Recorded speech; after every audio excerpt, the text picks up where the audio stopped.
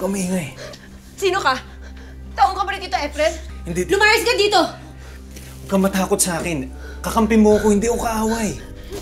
Teka, sandali! Lolo! Umalis ka! Alis! Elaine! Sandali! Huwag mong ganyanin si Randy. Anak-anakan ko rin siya, ha? Kaya huwag kang matakot. Nandito siya dahil tutulungan niya tayo. Nagpatulong ako sa kanya. Hindi siya kalaban. Sige ha. Kailangan ko na munang lumabas dahil baka mamaya dumating ang Papa Efren mo at makitang wala ako doon, nakupatay tayong lahat. Huwag mo nga awayin si Randy, ha? Mabait yan, tutulungan niya tayo. Ha? Sige, bahala ka na sa kanya, ha? Huwag mong pabayaan, ha? Sige. Kailangan ko na lumabas. Sige, Elaine, kumain ka na muna.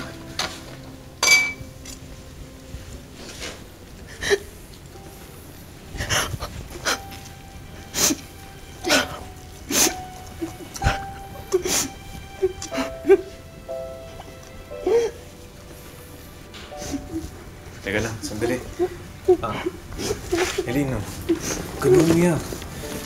Ito, uminom ka muna ng tubig. Baka mamaya magbilaukan ka niyan. Sige na. Huwag ka matakot sa akin.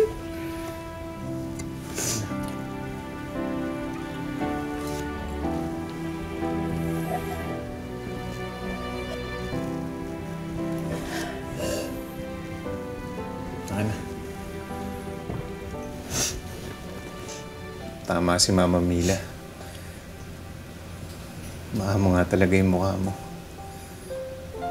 Kasi kanina nung dumating ako, sungit-sungit mo eh.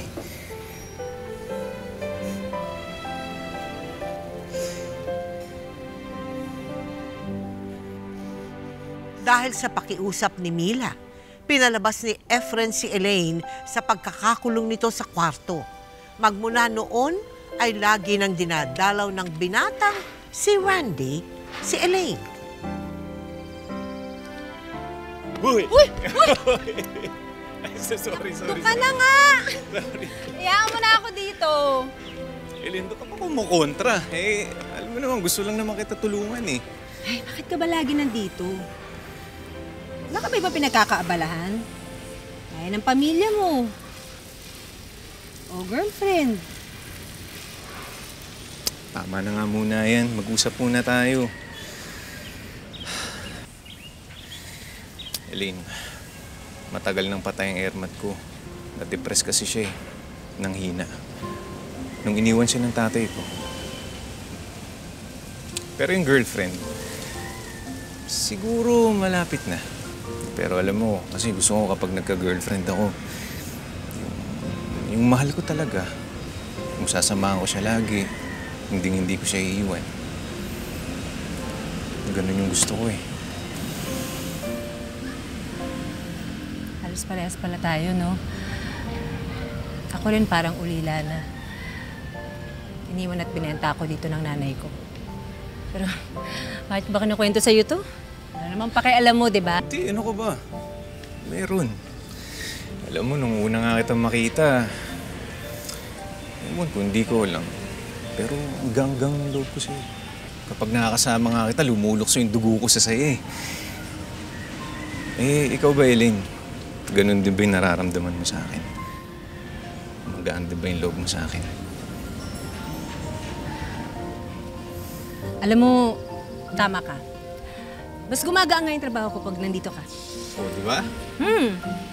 Kaya tulungan na kita. Hindi, kaya doon ka na kasi kaya ko na to. Oo ba? Sige na. Hindi, ako na. Sige na, tulungan na kita. Ganyan ba? Ay! Ano ba? Medyo sa mukha!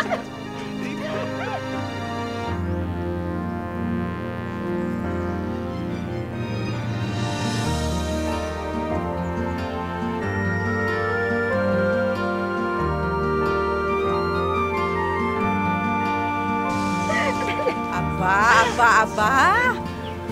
Mukhang nagkakamabutihan ng mga anak-anakan ko, ah.